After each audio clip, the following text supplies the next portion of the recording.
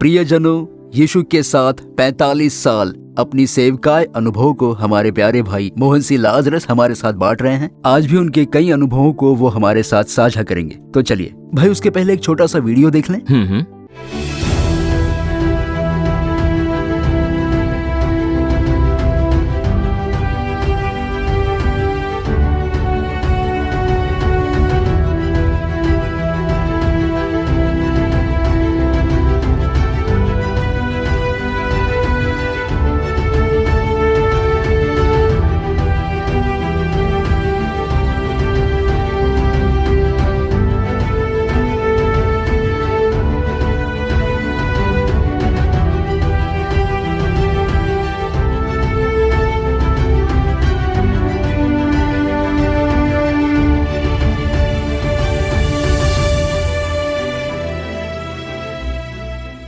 परमेश्वर का घर।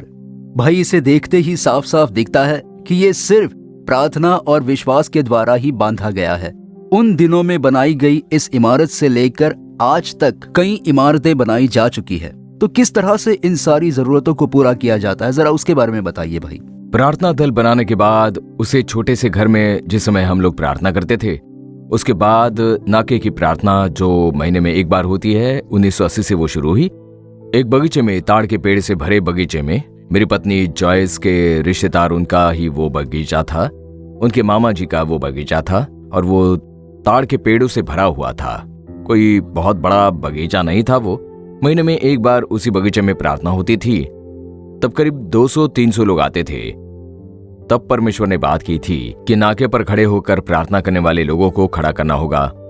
देश के लिए नाके पर खड़े होकर प्रार्थना करने वाले लोगों को मैं खड़ा करने वाला हूं, जिसके लिए तुम्हें एक परमेश्वर का घर नाम की एक इमारत बनानी पड़ेगी, और वो स्वर्ग का एक दरवाजा होगा परमेश्वर के साथ संगति के लिए। उसमें देश के लिए प्रार्थना करनी होगी। ऐसे परमेश्वर ने बात की। तब हमारे पास जगह नहीं थी। उस समय परमेश्वर ने कहा कि 3000 लोगों को बैठने के लिए एक इमारत। 3000 के बैठने के लिए। उस प्रार्थना में लगभग 200 या 300 लोग ही आते थे। तब परमेश्वर कह रहे थे कि 3000 लोगों के बैठने के लिए तुम्हें जगह बनानी होगी। तभी मैं इस बात को अपने प्रार्थना दल के लोगों से कह रहा था। इस छोटे बरामदे में बैठकर सभी लोगों को काफी एक्साइटमेंट हुई, लेकिन पास में कुछ भी नहीं था, ना ही जगह थी। तो वो ऐसा एक समय था कि एक टेबल खरीदने के लिए भी हमने 6 महीने प्रार्थना की थी। टेबल के लिए 6 महीने? हमारे पास टेबल भी नहीं था। चटाई के लिए प्रार्थना करते थे। एक विश्वासी जन चटाई लेकर आते थे। वो चटाई बिछाकर उस पे बैठकर प्रार्थना करते थे। आपने चटाई तो देखी ही होगी। तो वो खरीद कर लाते थे। टेबल नहीं था, सिर्फ मैं ऐसे ही घुटनों पर आकर बातें करता था। तो एक टेबल तक नहीं था। उसके लिए प्रार्थना की। फिर प्रभु ने एक टेबल दिया, और उस समय के लिए जो म्यूजिक इंस्ट्रूमेंट हुआ करता था वो एक गोल्ड ड्रम हुआ करता था। उसके लिए हम लोगों ने प्रार्थना की कि हे प्रभु, हमें एक ड्रम चाहिए। तब तक हम लोग तालियां बजाकर गीत गाया करते थे। तो उसे एक व्यक्ति ने खरीद कर दिया। तो ऐसे हर एक चीजों के लिए हमने प्रार्थना करके ही उसे पाया है। सारी चीजें प्रभु से प्रार्थना करके पाई हैं। तो वैसे समय में जब हमारे पास एक जगह नहीं थी, तब प्रभु बिल्डिंग प्रोजेक्ट दे रहे थे, और मुख्य रूप से वो इमारत थी प्रार्थना के लिए। देश के लिए प्रार्थना करने के लिए प्रार्थना करने वाले लोगों को बढ़ाना होगा, इसलिए वो जिम्मेदारी मुझे दी गई। तो हमने जब प्रार्थना की तो मुफ्त में एक जगह मिली, परमेश्वर का घर। अब वो हमारी मीडिया टीम के पास है, जहां पर स्टूडियो वगैरह लगाए गए हैं। तो उसके लिए प्रार्थना की हमने। आधे एकड़ की जमीन है। उस प्रार्थना में भाग लेने वाली एक माँ जी, बहुत ही बुजुर्ग माँ जी है वो बोली कि परमेश्वर मेरे मन में बात कर रहे हैं, उस जमीन को अपनी सेवकाई के लिए रख लीजिए, उसे अपनी प्रार्थना की सेवकाई के लिए आप उपयोग कर लीजिए, ऐसा कहा उन्होंने अपने परिवार वालों से बात करके पूरे परिवार ने बड़ी खुशी खुशी उसे हमें दे दिया। उस माँ जी और उनके बच्चे समेत राजी खुशी हमें दे दिया। पत्नी के मामा जी ने, और रिश्ते में जो मेरी पत्नी की नानी थी, वो मैंने उनसे मांगा भी नहीं, और मुझे पता भी नहीं था कि ऐसा उनके पास कोई जमीन जायदाद है। बस वो प्रार्थना के लिए आती थी। उनके मन में प्रभु ने बात की, और फिर उन्होंने उस जमीन को हमें मुफ्त में दे दिया, और कहा कि प्रभु की अगुवाई के अनुसार कीजिए। और उनके बताने के बाद ही हमने इस जमीन को देखा कि ऐसा एक जमीन है, क्योंकि हम गांव के अंदर रहा करते थे, और यह जमीन गांव के बाहर मेन रोड पर थी। मैंने देखा कि वो आधी एकड़ जमीन है। तो प्रभु परमेश्वर ने मुफ्त में ये जमीन दे दी हमें। हमने कोई पैसे देकर यह जमीन नहीं खरीदी, न ही जमीन के बारे में कोई बातचीत की। प्रभु ने उनके मन में बात की, और इसलिए उन्होंने हमें बुलाकर इसे दिया। तो जब मैं प्रार्थना कर रहा था, तभी परमेश्वर ने कहा 3000 लोगों के बैठने के लिए परमेश्वर का घर, हाउस ऑफ गॉड, इस नाम से इसे बनाना।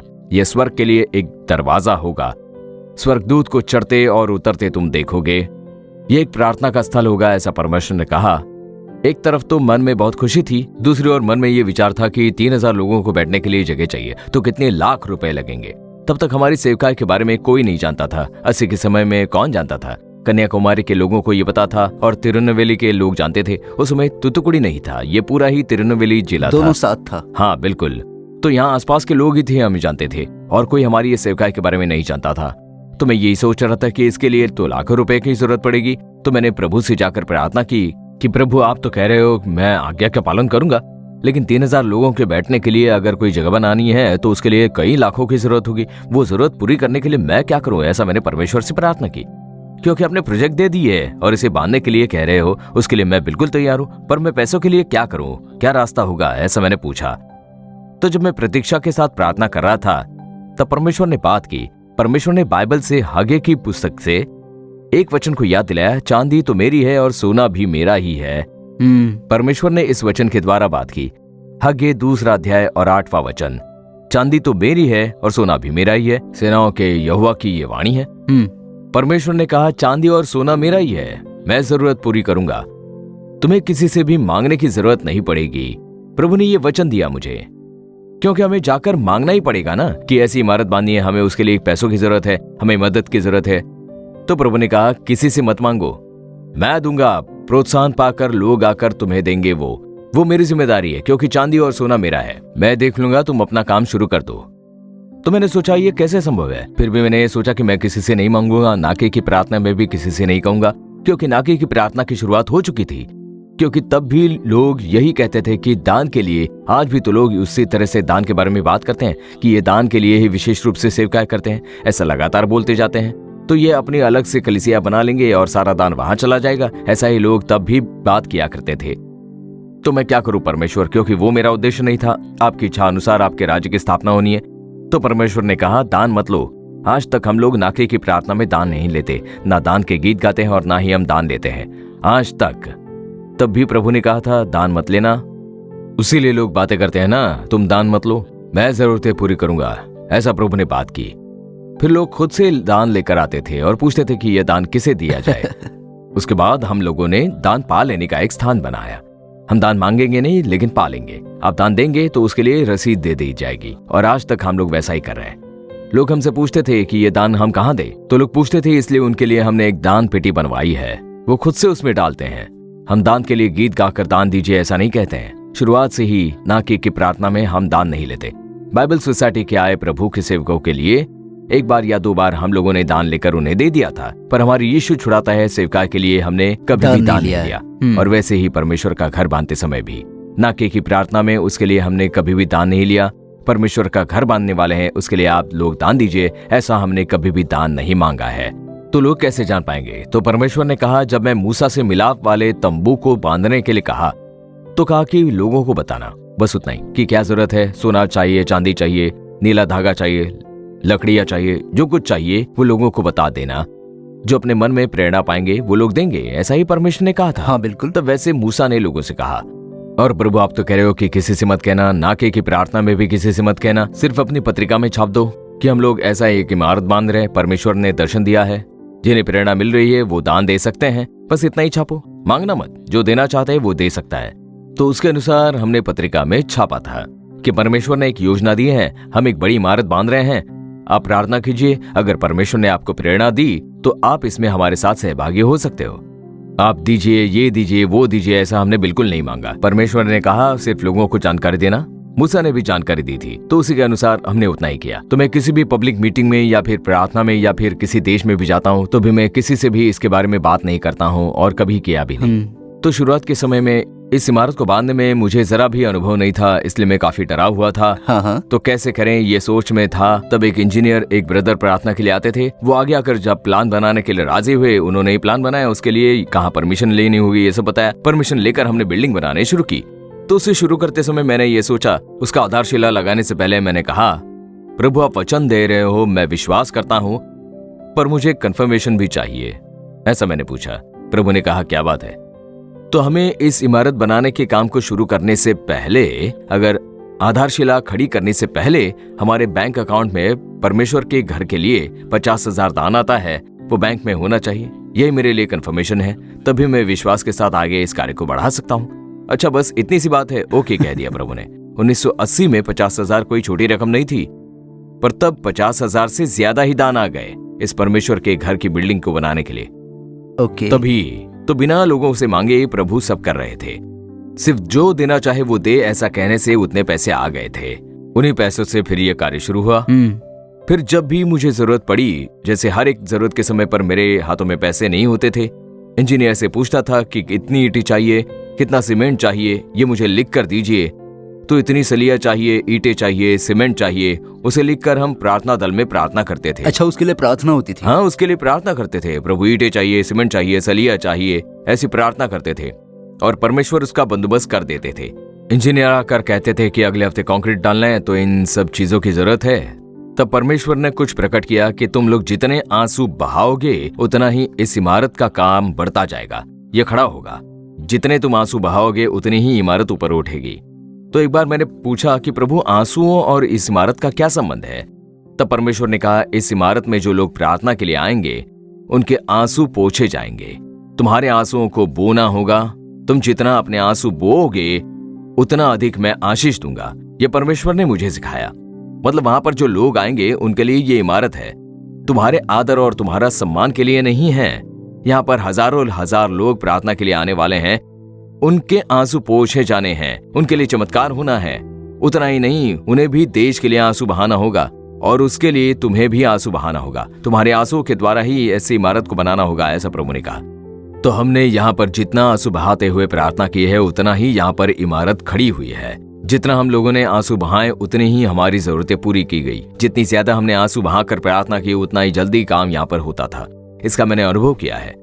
और सिर्फ उतना ही नहीं, आप दान में सोना दीजिए, चांदी दीजिए, ऐसा मांगा नहीं। बस परमेश्वर ने ये वचन बताया करके आप चांदी दीजिए, सोना दीजिए, ऐसा भी हम लोगों ने कभी नहीं मांगा। किसी भी प्रार्थना मीटिंग में हमने ये नहीं कहा। सिर्फ ये परमेश्वर और मेरे बीच ही था। तो मैंने इस बात को अपनी निजी प्रार्थना में रखा। पर देखिए क्या अद्भुत कार्य हुआ। लोगों ने सोना लाकर दान के रूप में देना शुरू किया। कंगन, चेन, ये सारे लाकर दिए। आने वाले सप्ताह के लिए इतनी सारी जरूरत है, पता नहीं होता था कि पैसे के लिए क्या करें। पर उससे पहले कभी मीटिंग में जाता कन्याकुमारी या तिरुनेलवेली क्षेत्र में, तो 3 दिन की प्रार्थना सभा में आखिरी दिन में कुछ लोग हाथ में दान लेकर जाते थे। उसे खुलकर देखो तो चेन होता था, कंगन होता था, एड्रेस नहीं होता था। ऐसा होता था मेरे साथ। तो परमेश्वर जो भी वचन देते हैं उसे पूरा करने के लिए हम गवाही है, ये इमारत गवाही है। तो इस तरह से ही परमेश्वर ने इसे पूरा किया। आमीन। मतलब आप कहते हो कि ये आंसू से बनाई गई एक इमारत है। आंसू बहाए तो प्रभु ने किया। भाई, क्या कभी ऐसी स्थिति आई है कि आपको एक मीटिंग में बुला रहे हैं, अगर वहां गए तो कुछ आर्थिक मदद मिल सकती है या फिर उसकी जरूरत नहीं? क्या कभी आपको ऐसी दुविधा का सामना करना पड़ा है? देखो, ये एक बहुत बड़ी परीक्षा है और अक्सर ही ये पैसों के मामले में होता है। जो सेवा करते हैं उन्हें, मुझे ही नहीं, सभी को ये परीक्षा आती है। हमारी तो सिर्फ एक छोटी सी प्रार्थना दल की सेवकाएं थी। साल 1979 में भाई DJS दिनकरन को मैंने एक चिट्ठी लिखी थी। हम उनके लिए बहुत प्रार्थना करते थे। यीशु बुलाता है सेवकाएं के लिए, क्योंकि उन्हीं के द्वारा मुझे आशीष मिला था। तो हमारे प्रार्थना दल में बिना भूले उनके लिए प्रार्थना करते थे। तो मैंने उनको चिट्ठी भेजी थी कि हमारे प्रार्थना दल में हम आप लोगों के लिए प्रार्थना करते हैं। तब तुरंत ही उनके पास एक टेलीग्राम मिला। उन दिनों में फोन नहीं हुआ करते थे, सिर्फ टेलीग्राम ही था। और उसमें लिखा था, come and meet me at Chennai office, और तुरंत मिलने के लिए अपॉइंटमेंट दिया था।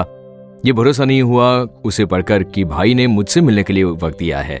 उससे पहले उनसे कभी मिला नहीं था। मीटिंग में साधारण रूप से मिला हूँ, प्रार्थना करवाई है। तो मैंने वो टेलीग्राम लिया साथ में और उन्हें मिलने के लिए चल दिया। तो जब मैं जीसस कॉल्स के ऑफिस पहुंचा तब ब्रदर के जो पीओ होते हैं उन्होंने वो टेलीग्राम देखकर कहा कि नहीं, आज तो ब्रदर किसी से नहीं मिलेंगे। मैंने कहा ये टेलीग्राम उन्होंने ही भेजा है। तब उन्हें भरोसा नहीं हुआ। वो उलट पुलट कर वो टेलीग्राम पढ़ रहे थे, क्योंकि तब पावर कैंप चल रहा था और उस कैंप के दौरान ब्रदर किसी से मिलते नहीं है। तो उसके बीच में ब्रदर ने किसी को भी अपॉइंटमेंट नहीं दिया है। तो आपको ये टेलीग्राम कहाँ से मिल गया? मैंने कहा मैं नहीं जानता। तो फिर उन्होंने ब्रदर से मिलने की अनुमति दी। तो जीसस कॉल्स के ऑफिस में मैंने उनसे मुलाकात की। तो मेरी सेवकाई के बारे में उन्होंने जानकारी ली और सब जानकारी लेकर बहुत ही खुश हुए वो। और तभी से परमेश्वर ने मेरे और भाई के बीच में एक बहुत ही अच्छा अनुभव दिया है। हमारे प्रार्थना दल के लोगों को बड़ी खुशी हुई कि जो परमेश्वर का घर है उसके बनने के बाद, जैसे भाई पहले से ही जानते थे कि कैसे विरोध हुआ था, कमियां आई थी, तब वही हमें ढाढ़स दिया करते थे। तब हमारे प्रार्थना दल के सदस्यों की यही इच्छा थी कि ब्रदर को ही उद्घाटन के लिए बुलाएंगे। तब मैंने कहा, वो कितने बड़े प्रभु के सेवक है और हमारी सेवकाई एक छोटे से गांव में हो रही है, कैसे उन्हें बुलाए यहाँ। उसके बाद भाई से फिर से एक बार मिलने का मौका मिला। मैं वहां गया था। तब उन्होंने पूछा कि इमारत का काम कैसे चल रहा है। मैंने कहा, ब्रदर चल रहा है, कुछ महीनों में तैयार हो जाएगा। तब वो बोले कि उसके पूरे होने पर मैं आऊंगा, मुझे बताना, उद्घाटन के लिए आऊंगा। उन्होंने कह दिया। अच्छा। मैंने तो उनसे कुछ कहा नहीं था। फिर मुझे बहुत बड़ा आश्चर्य हुआ, परमेश्वर ने मेरी इच्छा पूरी कर दी थी। तब भाई ने तारीख भी दे दी कि मई के महीने में इतनी तारीख को हम आएंगे, तब उसका उद्घाटन कर लेते हैं। तब बस 2 ही महीने बाकी थे। बहुत काम बचा था और जरूरत भी बहुत थी, क्योंकि जब फिनिशिंग का काम आता है तभी जरूरतें बढ़ते आती हैं। बढ़ जाता है। जब हम अपना घर बांधते हैं तभी भी तो जरूरतें काफी थी और क्या करे कुछ समझ में नहीं आ रहा था। पहले तो हमने शुरुआत अच्छी की थी, लेकिन अब खत्म होने जा रहा है। भाई ने तारीख भी दे दी है। और ठीक उन्हीं दिनों में मुझे सेवकाई के लिए विदेश से एक निमंत्रण आया। ओके। सेवा के लिए कुवैत से मुझे आमंत्रण आया, फर्स्ट टाइम। उन्होंने कहा, 2 हफ्ते हमारे यहाँ पर आइए, यहाँ पर कई कलीसियाएं हैं, आप आकर अपनी सेवकाई कीजिए, उपदेश दीजिए। मैंने उसके लिए प्रार्थना शुरू की, पर परमेश्वर चुप रहे। प्रभु ने ना ही यस किया ना नो कहा। बस कुछ दिनों से मैं प्रार्थना कर रहा था। तब देखिए, एक भाई जो सऊदी में रहा करते थे, तब मुझे कुवैत के बारे में कोई जानकारी नहीं थी। मैं ना ही विदेश जाया करता था। वो सन 1980 की शुरुआत थी। सिर्फ एक बार बहरीन गया था सेवा के लिए, उसके बाद ज्यादा विदेश यात्रा की जानकारी नहीं थी। तो मैंने उस भाई से पूछा कि कुवैत कहाँ है, मुझे सेवकाई के लिए वहां से एक बुलावा आया है। तब वो बोले कि वहां पर हमारे लोग काफी है, वहां पर तमिल कलीसिया काफी है, बहुत अच्छी कमाई करते हैं वहां के लोग, आपकी सेवकाई के लिए बहुत अच्छा दान भी देंगे। अभी अब अगर आप जाते हो तो वो हमारे परमेश्वर के घर बांधने के लिए जितनी जरूरत है वो पूरी हो जाएगी, इसलिए आप जाकर आइए। अगर इस समय आप वहां जाकर आए तो हमारी सेवकाई के लिए सारी जरूरतें पूरी हो जाएगी। अब मैं एक डायलेमा में आ गया। एक और सवाल था कि अगर मैं 2 हफ्ते इस सेवकाई के लिए गया तो परमेश्वर का घर बांधने के लिए सारी जरूरतें पूरी हो जाएगी, वो लोग मुझे दान देंगे, ठीक है। दूसरी ओर अगर मैं वहां गया तो मेरे दिमाग में क्या चलता रहेगा, यही ना कि कितना दान यहाँ से मिलेगा और परमेश्वर का घर बांधने के लिए उसका उपयोग कैसे करूंगा। मेरा कोई निजी काम नहीं था, सेवकाई ही थी, पर मेरे विचार में ही सब वही भरा था। क्या ये सेवकाई के लिए सही रहेगा? नहीं, ये सेवकाई के लिए ठीक नहीं है। क्या यीशु ने वैसे ही सेवकाई की होती? नहीं, हम तो प्राणों के लिए सेवकाई करते हैं, दान के लिए सेवकाई करना ठीक बात नहीं।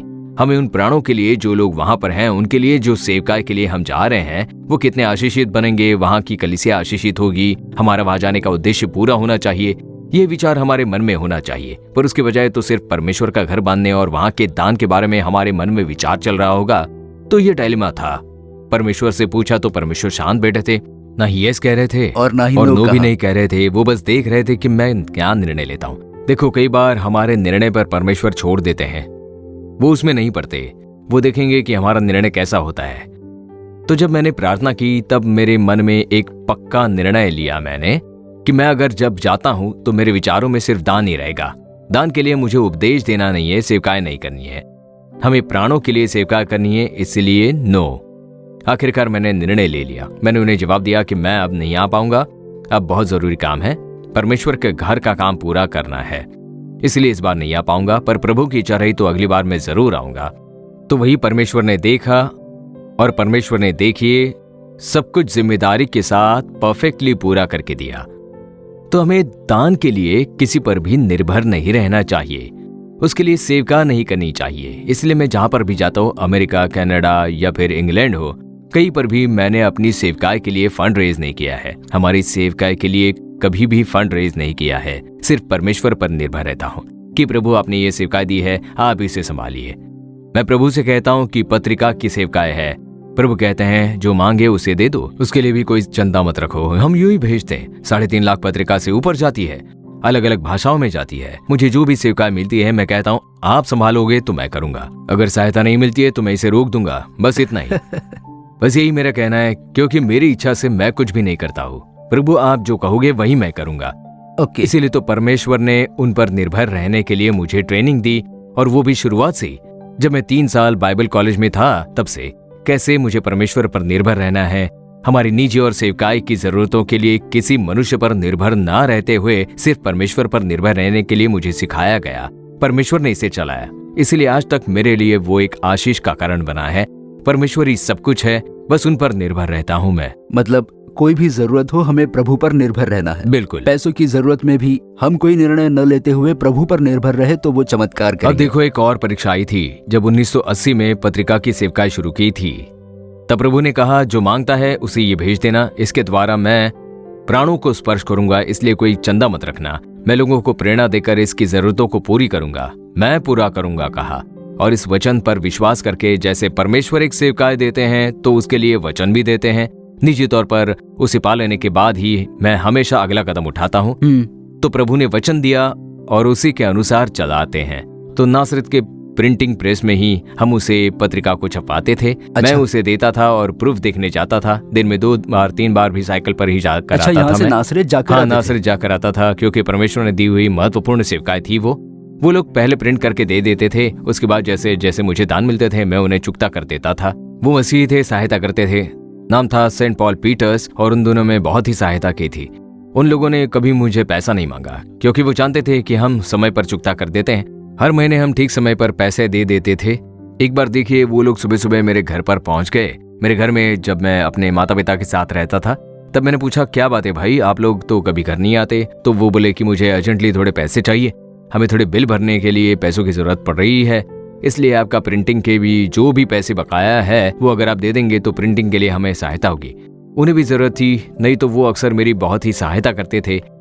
तो उस समय मैं उनसे कह दिया कि ठीक है, मैं शाम तक आपके पैसे चुका देता हूँ, इसलिए आप चलिए, मैं शाम को पैसे लेकर आता हूँ, कह दिया। और वो भी मेरी बात मानकर चले गए। पर मेरे पास पैसे नहीं थे, क्योंकि पोस्ट ऑफिस में ही मैं पैसे जमाया करता था, लेकिन हाथ में मेरे पैसे नहीं थे। तो मेरे पास बिल्कुल पैसे नहीं थे और मैंने उसे कह दिया कि शाम तक मिल जाएंगे।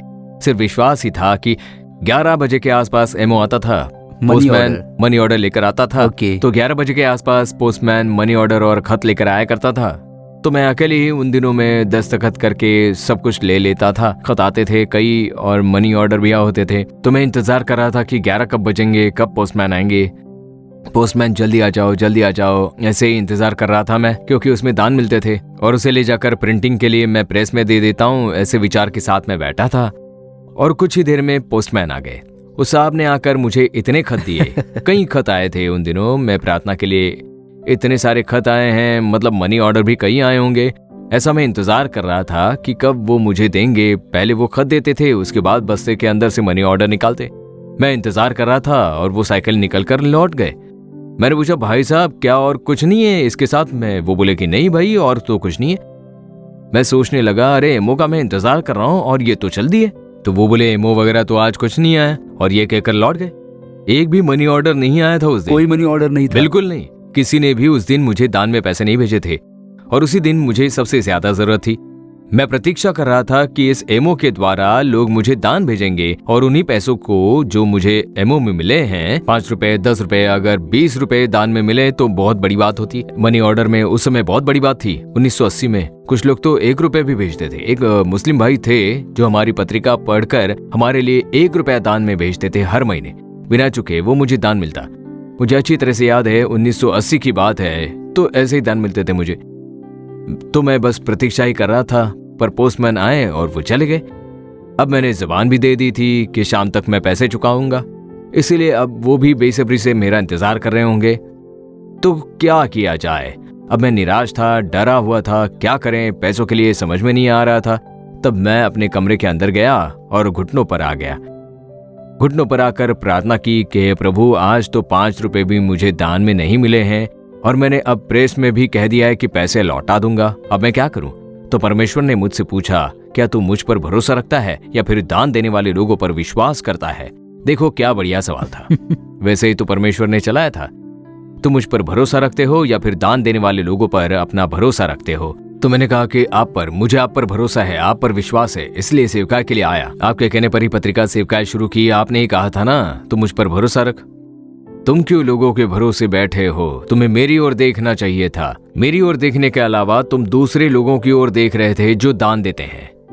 ये बहुत ही बड़ी आत्मिक सत्य है। जब इसे गहराई से हम सोचेंगे तभी जान पाएंगे। बिल्कुल। और उसी के लिए एक उदाहरण भी दिखाया परमेश्वर ने मुझे। प्रभु ने कहा कि मैं एलिया से कहा था कि करीब नाले के पास जा और कौवों के द्वारा मैं तुझे आहार दूंगा। हाँ बिल्कुल प्रभु। और एलिया ने सुबह सुबह क्या किया होगा? उसने सोचा, प्रभु मैं कौवों पर तो भरोसा नहीं रख सकता। कौवों पर कौन भरोसा रख सकता है? वो खुद उसे खाने को लेकर उड़ जाएगा। मैं बस आप पर भरोसा रखता हूँ, आप ही मुझे आहार दीजिए। ऐसा एलिया ने परमेश्वर पर भरोसा किया होगा। अब कौवे ने लाकर खाना दे दिया।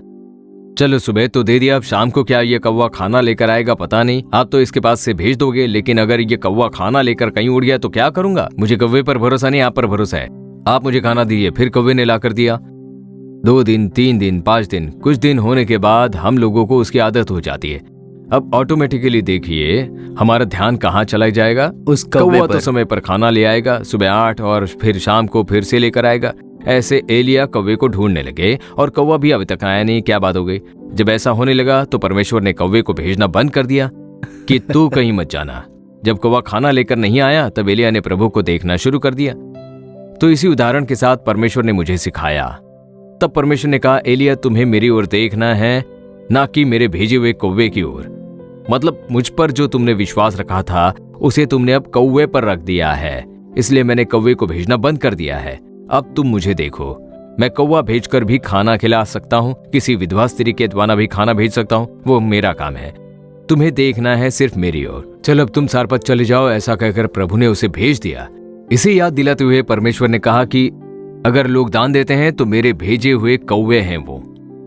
अगर एक कौवा नहीं तो दूसरे कौवे को भेजूंगा मैं, लेकिन तुम कौवे की ओर दृष्टि मत करो, मेरी ओर दृष्टि करो। दान देने वाले लोगों को मत देखना, पर मुझ पर जो लोगों को दान देने के लिए प्रेरित करता है तुम मुझ पर विश्वास करो, ऐसा प्रभु ने सिखाया। तब मैंने अपने आप को अर्पण करते हुए रोते हुए प्रार्थना की कि हे प्रभु मुझे माफ कर दीजिए, मेरा विश्वास डाइवर्ट हो गया। मैं आपकी ओर देखने के बजाय आपके भेजे हुए कौवे पर ध्यान देना शुरू कर दिया था। मैंने आज कई प्रभु के सेवक अनजाने में ही करने वाली गलती वही है। दान देने वाले लोगों पर ध्यान देने लगते हैं। लोगों से जो दान दिलवाते हैं वो परमेश्वर ही हमारे लिए बहुत मुख्य है, पर ये लोग नहीं। ये लोग नहीं तो प्रभु किसी और लोगों को भेज देंगे। उनके पास हजारों कौवे हैं, किसी भी कौवों को इस्तेमाल कर सकते हैं वो। इसे प्रभु ने मुझे सिखाया था और इसीलिए तुम सिर्फ मेरी ओर देखो। तो मैंने आंसू बहाकर कहा, हे प्रभु मुझे क्षमा कर दीजिए, मैं दान देने वाले लोगों की ओर नहीं आपकी ओर देखूंगा। ऐसे मैंने प्रार्थना की, लेकिन आज शाम को मुझे प्रेस को पैसे चुकाने हैं, उसके लिए मैं क्या करूं?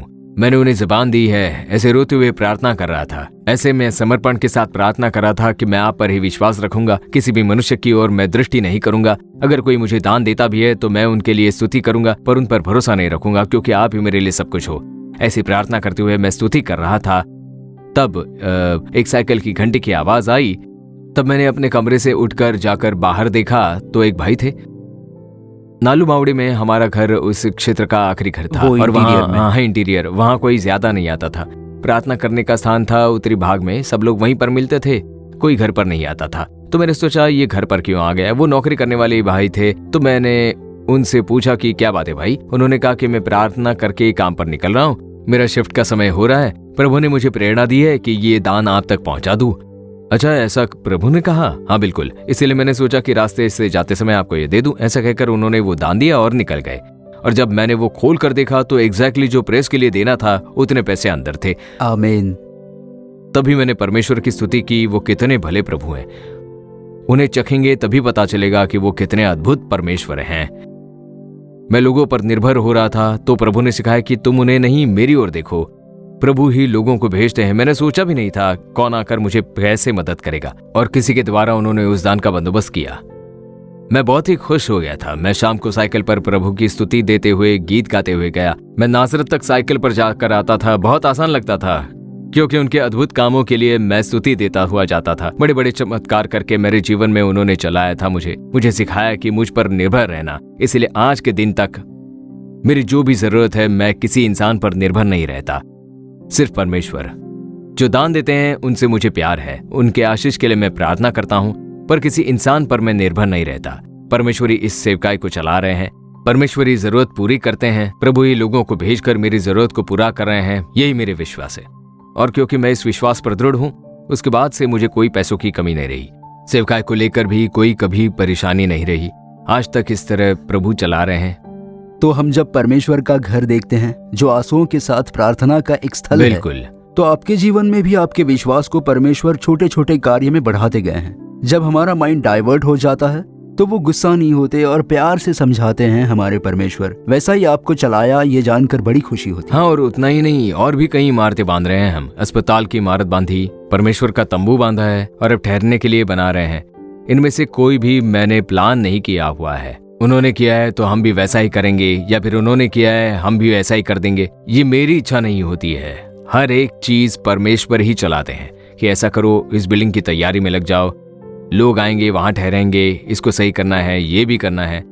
सिर्फ परमेश्वर की आज्ञा का ही मैं पालन करता हूँ और इसलिए मेरे मन में कोई डर नहीं है। आप जो कह रहे हो वही तो मैं करता हूँ। तो इसलिए हम जब उनकी आज्ञा का पालन करते हैं और अगर उनकी बात मानते हैं तो जरूरत को पूरी करेंगे।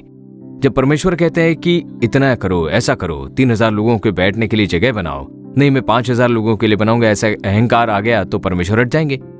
जैसा मैंने कहा, तुमने ये नहीं किया, तुम्हारी इच्छा के अनुसार तुमने किया है तो कोई बात नहीं, ऐसा कहकर हट जाएंगे। और वही मैंने भी सीखा है। तो वो जो कुछ कहते हैं उसके अंदर ही हमें काम करना होगा, यहाँ वहां हटना नहीं है। मिलाप वाले तंबू की चौड़ाई ऐसी होनी चाहिए, ऊंचाई इतनी होनी चाहिए, ऐसा मूसा ने निर्देश के अनुसार किया। नहीं, यहाँ पर काफी लोग हैं, थोड़ा बड़ा बनाते हैं। अगर तुमने ऐसा प्लान किया तो प्रभु दूर हो जाएंगे। और इसी कारण से कई कलीसियाएं, कई सेवकाएं बुरी तरह से प्रभावित हुई हैं। मेरी सेवकाई जीवन में मैंने ये सीखा है। तो जो परमेश्वर हमसे करने को नहीं कहते हैं उसे नहीं करना चाहिए। हमें बहुत साफ साफ जान लेना होगा कि इसकी चौड़ाई ऊंचाई कितनी होनी चाहिए प्रभु। अब जो परमेश्वर का तंबू है उसमें 50,000 लोग आकर प्रार्थना करने जितनी जगह होनी चाहिए, क्रॉस शेप में होना चाहिए। यह परमेश्वर का प्लान था। तो उसके लिए हमें प्रतीक्षा करके प्रार्थना करनी चाहिए, प्रभु की आवाज सुननी है। ये एक दिन में नहीं होता, उसके लिए कई दिन लग जाते हैं। उपवास करना होगा, इंतजार करना होगा, लगातार प्रार्थना करनी चाहिए। तो वो तुरंत आपसे बातें करने नहीं लग जाएंगे। कई बार वो बिल्कुल शांत रहते हैं। वो देखते हैं कि हम में कितनी सहनशीलता है, क्या हम प्रतीक्षा करके प्रभु की इच्छा को जान रहे हैं, ये हमारी इच्छा अनुसार करते हैं, ऐसा परमेश्वर देखते हैं। तो हमें बड़ा चौकन्ना रहना है। परमेश्वर मैं रुका हूं, आप जब कहोगे मैं करूंगा, ऐसा हम प्रतीक्षा करेंगे। तो परमेश्वर ने साफ साफ मुझे बताया था कि इतने लोग बैठने के लिए तुम्हें स्थान बनाना है, इस आकार का होना चाहिए। तो उसके लिए उसके अनुसार हम इंजीनियरिंग से बात करके फिर उसके ऊपर परमेश्वर को प्लान को उतारेंगे। तो परमेश्वर का तंबू बांधते समय यही प्रॉब्लम हुआ। तो प्रभु इसके लिए तो करोड़ों रुपए लग जाएंगे, क्या करें। सच को तो मुझे बिल्कुल दिलचस्पी नहीं थी परमेश्वर का तंबू बांधने की। तो मेरी बिल्कुल इच्छा नहीं थी कि परमेश्वर ने कहा था। तब हम एक पंडाल में प्रार्थना करते थे और उसमें लगभग 30,000 से ऊपर लोग आने लगे। पंडाल में आते थे। हाँ, तो लोगों को स्टेज भी नहीं दिखता था वहां से, यहाँ वहां बैठा करते थे लोग। तो ऐसे में मैंने इंजीनियर को बुलाकर प्लानिंग बनवाई कि इस स्थान पर अगर हमने शेड लगाया तो वो कैसा रहेगा। तब उन्होंने साफ साफ कह दिया कि यहाँ जितनी भीड़ आती है उसके लिए ये जगह बिल्कुल ठीक नहीं, बड़ी जगह चाहिए। और मुझे दूसरी बड़ी जगह और बिल्डिंग बनाने में दिलचस्पी नहीं थी, क्योंकि यहाँ पर इतना सब कुछ बना दिया, उसके ऊपर और क्या करे, इसके पीछे अब इतने सारे पैसे कहाँ लाए, ऐसा सोचकर मुझे दिलचस्पी नहीं थी। पर परमेश्वर मेरी प्रार्थना के समय में लगातार मुझ पे बातें कर रहे थे। बस उस समय मैं अपने कान बंद रखा करता था शांति से कि प्रभु वो बहुत बड़ा काम हो जाएगा, बहुत समस्याएं आएंगी। इमारत बांधना क्या होता है वो मैं जानता हूँ। परमेश्वर चमत्कार करेंगे, उसके बावजूद हमें बहुत परेशानी उठानी होती थी। हर एक चीज के लिए हमें कितनी परेशानी उठानी पड़ी, उसके लिए परमिशन लेना, इमारत बांधने के लिए जो सामान चाहिए, बहुत सावधानी बरतनी होती है, बहुत मशक्कत है। तब परमेश्वर का तंबू बांधने के लिए सिर्फ एक भाई ने 7.5 एकड़ की जमीन हमें फ्री में दे दी थी। उसके लिए जगह हमने नहीं खरीदी है, लोगों के दिए दान से हमने नहीं लिया। सिर्फ एक ही व्यक्ति, उन्होंने आकर कहा कि ब्रदर मैंने नालू मावड़ी में एक जगह देख रखी है, 7.5 एकड़ जमीन है, एडवांस दे दिया है, आप सिर्फ देख लीजिए। मैं इसी गांव में रहता हूं और मुझे उस जगह का बिल्कुल पता नहीं, आपको कहां से मिल गई वो जमीन? मैंने ढूंढ कर निकाली है, आप चलिए, आप सिर्फ आकर दस्तखत कर दीजिए, बाकी सारा खर्चा मैं देख लूंगा। ऐसा कहकर एक भाई ने इसे खरीद कर दिया है। और तभी परमेश्वर ने कहा कि देखो मैंने जमीन दे दी ना तुम्हें, अब परमेश्वर का तंबू बांध दो। जमीन तो दे दी, पर इसे बनाने के लिए करोड़ों रुपए चाहिए होंगे, वो मैं कहां से लाऊंगा? तुम्हें किसी से मांगने की जरूरत नहीं पड़ेगी, किसी से मत मांगना, मैं बांधूंगा इसे। प्रभु ने कहा मैं बांधूंगा, सेवकाएं प्रभावित नहीं होगी तुम्हारी। तुम सुसमाचार सुनाओ, मिशनरियों को भेजो, चर्च बांधो, सारी सेवकाएं करो, कुछ भी इसके कारण प्रभावित नहीं होगा। यह मैं बांध कर दूंगा तुम्हें, तुम सिर्फ तैयारी शुरू कर दो, सिर्फ काम शुरू करके तो देखो। ठीक है परमेश्वर, ऐसा कहते हुए मैंने प्रार्थना के साथ इसे शुरू किया। कहां से पैसे आए, किस तरह मैंने इसे बनाया, आज तक मुझे विश्वास नहीं हो रहा है। करोड़ों रुपए खर्च हो चुके हैं इसमें और एक बार भी पैसे नहीं है, सामान नहीं है, ऐसा काम रुका नहीं है, किसी भी कमी के कारण रुका नहीं है। अब देखिए, जो परमेश्वर का घर बांधा था तब हमने बहुत प्रार्थना की थी। रोते हुए हाँ, प्रार्थना लेकिन की थी। इसके लिए हमने बिल्कुल प्रार्थना नहीं की। बोझ के साथ, उपवास के साथ हमने प्रार्थना बिल्कुल नहीं की। उनकी वाचा को रखकर मैंने स्तुति की कि आपने वचन दिया था, पूरा कीजिए। आपने वचन दिया था, पूरा कीजिए। मुझे विश्वास है कि आप इसे पूरा करोगे। बस स्तुति ही देता रहता था मैं। उसके लिए मैंने रोते हुए उपवास के साथ आंसू बहाकर, परमेश्वर बांध कर दीजिए, बांध कर दीजिए, ऐसा मैंने कभी नहीं किया। परमेश्वर ने कहा, इमारत के लिए रोना नहीं, प्राणों के लिए रोना पड़ेगा। तुम्हारे आंसू प्राणों के लिए बाहर जाने चाहिए, ना कि एक इमारत के लिए। परमेश्वर के घर में भी वहां आने वाले लोगों के लिए आंसू बहाने के लिए कहा गया था। लोगों को आशीष मिलना चाहिए, उसके लिए आंसू बहा जाने चाहिए। ऐसा ही प्रभु ने अगुवाई की थी। इसलिए इस इमारत को बांधने के लिए मैं कभी रोया नहीं, ना ही आंसू बहाए। परमेश्वर के तंबू में भी नाकी की प्रार्थना होती थी। तभी से लेकर और एक भी दिन हमने परमेश्वर का तंबू बांधने के लिए दान नहीं लिए। उनसे कहा भी नहीं, आप लोग इसके लिए दान दीजिए, चांदी दीजिए, सोना दीजिए, ऐसा बिल्कुल भी हमने उनसे अनाउंस नहीं किया था। हमारे बिन बताए ही हमें सोना मिला, चांदी मिली। सब कुछ नोट करते हुए हमने हिसाब के साथ उसका उपयोग किया। तो एक दिन परमेश्वर ने आकर कहा कि मूसा ने मिलाप वाले तंबू के बारे में लोगों को बता दिया था और लोग दान दे रहे थे। और एक दिन उसने कह दिया, बस हुआ, इसके ऊपर अब दान की जरूरत नहीं है। परमेश्वर के तंबू के लिए दान काफी हो गया, ऐसा मूसा ने अनाउंस किया था। और ठीक वैसा ही तुम भी बोलोगे।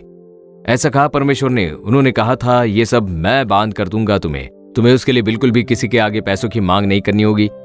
मैं इसे बना कर दूंगा और निश्चय ही तुम वैसा बोलोगे। और ठीक उसी तरह इसकी नींव रखते ही मैंने पत्रिका में लिख दिया कि परमेश्वर के तंबू के लिए अब दान की जरूरत नहीं, वो इमारत बनकर तैयार हो चुकी है। देखिए परमेश्वर कितने सच्चे हैं। मूसा के परमेश्वर यहोवा आज भी जीवित है। उन्हें चखोगे तो जानोगे वो कितने चमत्कारिक प्रभु हैं। आश्चर्यजनक परमेश्वर हैं हमारे प्रभु। कितनी बड़ी जरूरत को आसानी से पूरी करने वाले प्रभु हैं हमारे। सब कुछ खत्म होने जा रहा था, तब इसकी खिड़की और इसकी दरवाजे कैसे करने, ऐसा पूछा इंजीनियर ने। उसके लिए कई महीने मैं प्रार्थना की। परमेश्वर के तंबू में रात भर बैठकर प्रार्थना करता कि प्रभु मेरी इच्छा के अनुसार कुछ न हो, आपकी इच्छा क्या है? आपकी इच्छा अनुसार ही यहाँ की खिड़कियों को होना चाहिए, यहाँ के दरवाजे होने चाहिए, क्या लिखना है? तो परमेश्वर ने चलाया, ये सब लिख कर रखो। हर एक दरवाजे पर यीशु मसीह, जीसस क्राइस्ट लिखा हुआ है। आप जहां भी मुड़ोगे यीशु मसीह का नाम आपको दिखाई देगा। तो इसकी खिड़कियां कैसे हो, दरवाजे कैसे हो, हर एक बात को प्रभु ने बताया। वो जो कुछ कहते मैं नोट लिख कर लेता था। काफी महीने बीत गए। उसके बाद उसे बनाया गया। सब पूछ रहे थे, भाई क्या करें, अगला क्या करें? मैंने कहा नहीं पता। परमेश्वर ने बताया स्टेज ऐसा बनाओ। उसके लिए कई दिन बीत गए। मैं परमेश्वर के आगे प्रतीक्षा के साथ प्रार्थना करता और जान लेता, और उसके बाद ही हम वो करते। तो वो चाहे कोई भी इमारत क्यों ना हो, वो मेरी इच्छा के अनुसार जल्दबाजी में मैंने कभी नहीं की। परमेश्वर चलाएंगे, उस प्लान के अनुसार मैं प्रार्थना करता था। परमेश्वर ओके करने के बाद ही हम वो काम शुरू करते, तभी वो जरूर पूरी हो जाती थी।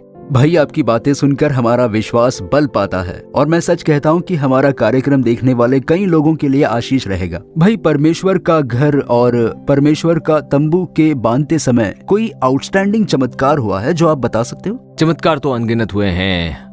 हर एक दिन हम लोगों ने नए नए चमत्कारों को देखा है। एक बात मैंने बताई थी कि 1980 के शुरुआत में ही परमेश्वर का घर बांध रहे थे हम लोग, ये जो परमेश्वर का घर है। तब कहा गया था कि एक बोर लगाना होगा पानी के लिए। उसके लिए 10,000 खर्च होंगे। उस समय में 10,000 होंगे तभी बोर डाल सकते हैं, और तभी आसानी से काम किया जा सकता है। हमारे लिए 10,000 बहुत बड़ी रकम थी। तो प्रार्थना दल में हमने उसके लिए प्रार्थना शुरू कर दी। कुछ लोगों ने मिलकर, प्रभु 10,000 की जरूरत है, आपके आगे हम लोग आते हैं, आप हमारी जरूरत को पूरा कर दीजिए परमेश्वर। और 4 दिन के बाद एक खत मिला। उसके साथ एक चेक था 10,000 का, एग्जैक्टली 10,000 रुपए दान मिला हमें। उसमें आश्चर्यजनक बात यह थी कि सऊदी अरब से एक परिवार ने भेजा था उसे। कोई भी उन्हें नहीं जानता था। उन्होंने खत में लिखा था कि आपको हम लोग नहीं जानते, आप किस यीशु छुड़ाता है सेवकाय को भी नहीं जानते थे, लेकिन किसी से हमें एक पत्रिका मिली थी, बस उसे ही हमने पढ़ा, लेकिन आप क्या सेवकाय करते हो उसके बारे में हमें कोई भी जानकारी नहीं है। तो मेरी प्रार्थना के समय में जब मैं प्रार्थना कर रहा था, तब परमेश्वर ने कहा कि ये सेवकाय के लिए 10,000 की जरूरत है, तो तुम इसे भेज देना। आपकी क्या जरूरत है हम नहीं जानते, लेकिन परमेश्वर ने मुझे इसे बताया है, इसलिए आपसे मिला भी नहीं, आपकी सेवकाय के बारे में नहीं जानता, पर परमेश्वर की आज्ञा के अनुसार मैं भेज रहा हूँ। ऐसा उस चिट्ठी में लिखा हुआ था। ओके। तो देखिए बहुत ही आश्चर्यजनक है ना ये। देखिए हमारी जरूरत के लिए हम प्रार्थना करते हैं, तो सऊदी के एक इंसान को प्रेरणा देते हैं प्रभु, और वो भेजते। वो वहां रहते थे, लेकिन उनका गाँव यहाँ चेन्नई में था। वो जब अपने गांव पहुंचे तो उन्होंने सोचा कि प्रभु ने इस सेवकाय के लिए पैसे देने के लिए कहे थे, तो चलो देखते हैं ये क्या सेवकाय है। उसे देखने के लिए वो परिवार समेत यहाँ पर आए थे। चेन्नई से आए थे? हाँ, चेन्नई से परिवार समेत। उस समय का ऑफिस ताड़ के पत्तों की झोपड़ी हुआ करती थी और उन्होंने आकर देखा, आश्चर्यचकित हुए, कहा कि परमेश्वर इस सेवकाय से बहुत प्रेम करते हैं, हमें तो कुछ जानकारी नहीं थी। हमें स्पर्श करके प्रेरित किया कि आपको दान भेजें, तो वैसा ही दान वो मिला। जब परमेश्वर का तंबू को ले ले तो परमेश्वर का तंबू में उसमें जो सबसे आउटस्टैंडिंग मिरेकल ये था, ये जो 50,000 लोगों को बैठने के लिए हम हॉल बांध रहे थे, उसमें बीच में जो स्तंभ होना चाहिए था वो बहुत बड़ा होना चाहिए था, लेकिन वो हॉल बिना स्तंभ के बांधी गई है। हाँ, वहाँ स्तंभ बिना स्तंभ के बंधा है। तो उसके लिए हमारे जो इंजीनियर ने उसके लिए एक मॉडर्न टेक्निक का इस्तेमाल किया है, जिसकी तभी खोज की गई थी, उसका उपयोग किया था। वहां बीच में एक अलग प्रकार का आकार बनाकर उन्होंने कहा कि प्रार्थना के साथ इसे पहली बार ट्राई करेंगे। ये टेक्नोलॉजी सबसे पहले हम यहीं पर उपयोग कर रहे हैं। सब कुछ बनाने के बाद जब फाइनली हम उसे रिमूव करेंगे, उसके बाद उसका वेट 5-6 फीट नीचे आ जाएगा, नीचे उतर कर ही रुकेगा, ऐसा कहा गया था। इसलिए सब पूरा होने के बाद हमने उसमें बहुत प्रार्थना की और जब उस आधार को निकाला गया, 1 फुट भी नीचे नहीं उतरा, वैसे के वैसे रुका रहा। उसे देखने के लिए बहुत सारे इंजीनियर्स आज भी आते हैं। आज भी आश्चर्यचकित होकर देखते हैं वो कि कैसे पिलर के बिना इतनी चौड़ाई में सिर्फ बाजू के खंभों के सहारे ये खड़ा है, कैसा दिखता है। वो एक नई टेक्नोलॉजी थी। तब जब इंजीनियर्स काम कर रहे थे, उन्हें परमेश्वर ने वो ज्ञान दिया था और उनसे ये करवाया था। तो बहुत सारे चमत्कार हुए, बस बोलते जा सकते हैं। प्रभु ने उतनी अद्भुत रीति से चलाया। बढ़िया। जब आपने परमेश्वर के कार्य को पूरा किया, तब प्रभु ने आपके विश्वास को बल देकर आपके कार्य पूरे किए और उस पिलर के जो स्ट्रक्चर वगैरह बनाए गए थे, उसमें थोड़ा भी वो नीचे नहीं उतरा। हर एक कार्य को परमेश्वर ने संभाला है, उन्हीं की सेवकाई है। अगर हमारी कोई जरूरत होती है तो कहीं से वो साधन भेजते हैं और हमारी जरूरतों को पूरा करते हैं। तो प्रभु ही इस सेवकाई के स्वामी हैं। इस बात को प्रभु सिद्ध करते हैं।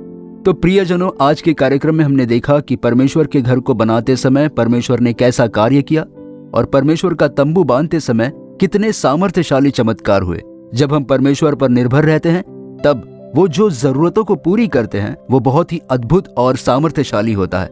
जब भाई ने ये सब बताया, तब हमारे विश्वास को बल मिला है। तो परमेश्वर इसी तरह आपके भी सभी कार्य को सिद्ध करेंगे। देखिए, वो बड़ा स्ट्रक्चर वो थोड़ा भी नीचे नहीं उतरा। वो कितनी आश्चर्यजनक बात है। जिस तरह कौवे के द्वारा आहार भेजा था, तब वो मैगजीन की सेवकाई भी आश्चर्यजनक रही। तो जब आप अपनी सेवकाई के लिए परमेश्वर पर निर्भर रहते हो, जब उनकी ओर देखते हो, सिर्फ प्रभु परमेश्वर पर जब आपका विश्वास है, तो आपकी सेवकाई को परमेश्वर और ऊंचा उठाएंगे। जब हम परमेश्वर की इच्छा के अधीन में रहते हैं, तो सारी जरूरत पूरी होती है। निराश होने की जरूरत नहीं, उदास होने की जरूरत नहीं और घबराने की जरूरत नहीं है। ऐसे ही कई बातों को हम जानने वाले हैं और अगले कार्यक्रम में भाई और भी अनेक सवालों के जवाब देंगे। आप इंतजार कीजिए और कई अनुभवों को आपके साथ बांटेंगे। आपके साथ अगले कार्यक्रम में मिलते हैं। तब तक प्रभु की कृपा आपके साथ बनी रहे। आमीन। For further details and prayer support, contact Jesus Redeems Ministries, Nallumavadi, Tuticorin District, 628211. Our phone number 04435454545. Email info@jesusredeems.org. Our website www.jesusredeems.com. God bless you.